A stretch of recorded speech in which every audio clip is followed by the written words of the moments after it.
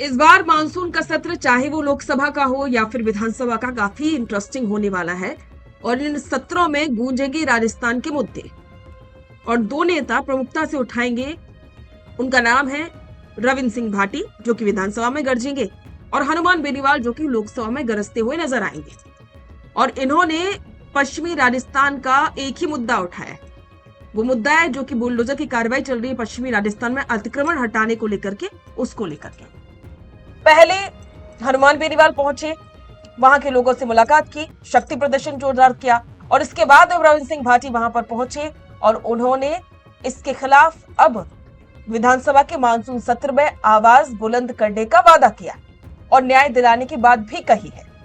तो इसके पीछे जाहिर सी बात है कि जनता की जो प्रॉब्लम है उसको सॉल्व करने के बहाने 2028 के लिए एक मजबूत वोट बैंक तैयार करना।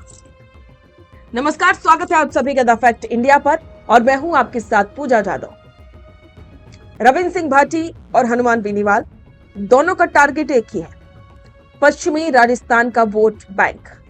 हनुमान बेनीवाल को यह बात समझ में आ चुकी है कि अगर उन्होंने पश्चिमी राजस्थान, क्योंकि नागौर में तो वो हैं ही एक्टिव, मजबूत हैं, अगर उन्होंने जैसलमेर, जोधपुर, बाड़मेर इन सभी इलाकों को और भी ज्यादा मजबूत कर लिया तो बहुत सी सीटें वो और जीत सकते हैं। और रविंद्र सिंह भाटी, उनका टारगेट है कि पश्चिमी राजस्थान की तमाम सीटों पर अपनी स्थिति को मजबूत करना ताकि आने वाले समय में वो एक ऐसे नेता के तौर पर उभरे जिनके पास एक बहुत बड़ा वोट बैंक हो।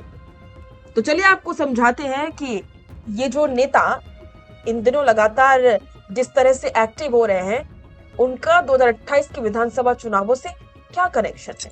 कहते हैं कि थार की रेत जितनी जल्दी गर्म होती है उतनी ही जल्दी ठंडी भी हो जाती है, लेकिन इन दिनों पश्चिमी राजस्थान की सियासत में जो उबाल आया है वो शांत होने का नाम नहीं ले रहा है। मुद्दा है प्रशासन की अतिक्रमण विरोधी कार्रवाई और निशाने पर है वो गरीब, भूमिहीन और जरूरतमंद परिवार जो सालों से वहां आशियाना बनाए बैठे। लेकिन खेल सिर्फ बुलडोजर और मलबे का नहीं है, खेल है इस मलबे से निकलने वाली सियासत का।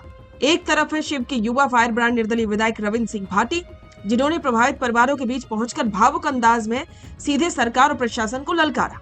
तो दूसरी तरफ है नागौर के सांसद और आरएलपी सुप्रीमो हनुमान बेनीवाल। ये भी इस बहती गंगा में हाथ धोने और जाट गैर जाट समीकरणों के बीच अपनी जमीन मजबूत करने के लिए कूद पड़े। आखिरकार पश्चिमी राजस्थान का ये एंटी अतिक्रमण मुद्दा 2028 के विधानसभा चुनावों को बिसात कैसे तैयार कर रहा है। क्या रविंद्र सिंह भाटी और हनुमान बेनीवाल में तीसरे मोर्चे का असली मसीहा बनने की होड़ मच गई है? चलिए आपको विस्तार से बताते हैं। सबसे पहले बात रविंद्र सिंह भाटी, जो सोशल मीडिया से लेकर के धरातल तक युवाओं के दिलों पर राज करते।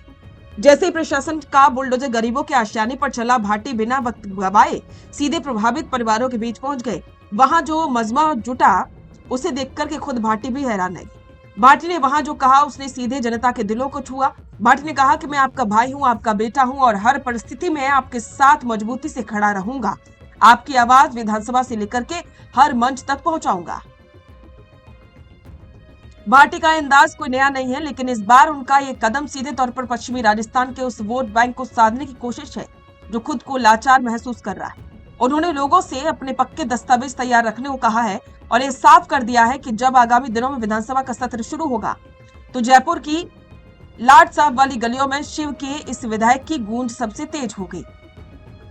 अब बात करते हैं इस कहानी के दूसरे और सबसे दिलचस्प किरदार की, नागौर के सांसद हनुमान बेनीवाल। बेनीवाल साहब की राजनीति का स्टाइल ही यही है, जहां भी जनता का मुद्दा दिखे वहां सबसे पहले झंडा लेकर के पहुंच जाओ। इस अतिक्रमण के मुद्दे पर हनुमान बेनीवाल भी लगातार आक्रामक है और सरकार को घेर रहे हैं, लेकिन यहाँ समझने वाली बात इनका पॉलिटिकल एंगल है। पश्चिमी राजस्थान, बाड़मेर, जैसलमेर, जोधपुर, नागौर की राजनीति हमेशा से जातिगत समीकरणों के इर्द गिर्द घूमती रही। हनुमान बेनीवाल लंबे समय से खुद को राजस्थान में तीसरे मोर्चे का इकलौता और सबसे बड़ा नेता साबित करने में जुटे हैं। उनका मुख्य आधार किसान और जाट वोटर माने जाते हैं, लेकिन पिछले कुछ समय में रविंद्र सिंह भाटी के उदय ने बेनीवाल के इस एक छत्र राज को चुनौती दी है। भाटी ने राजपूत, मूल ओबीसी और युवाओं के बीच एक नया और मजबूत गठजोड़ तैयार कर लिया है।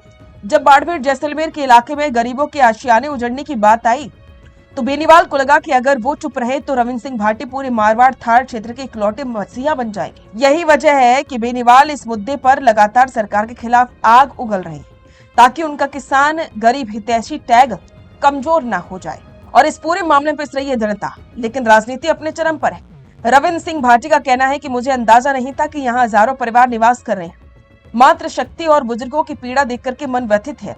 ये सिर्फ एक भावुक बयान नहीं है, ये इशारा है कि थार में एक बहुत बड़ा जनाधार है जो इस समय सत्ताधारी दल से नाराज है।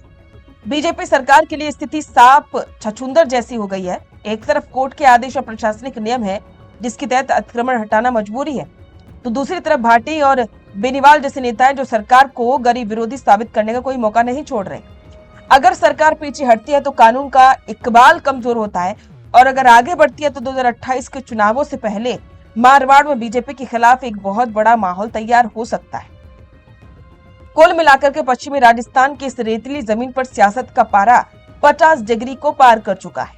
रविंद्र सिंह भाटी ने प्रभावितों को ढाल बनाकर के अब उन्हें बचाने का वादा किया है, तो हनुमान बेनीवाल भी अपनी हुंकार से जयपुर से दिल्ली तक की सरकार को हिलाने का दम भर रहे हैं। तो एक तरफ है रविंद्र सिंह भाटी और दूसरी तरफ है जाट नेता हनुमान बेनीवाल।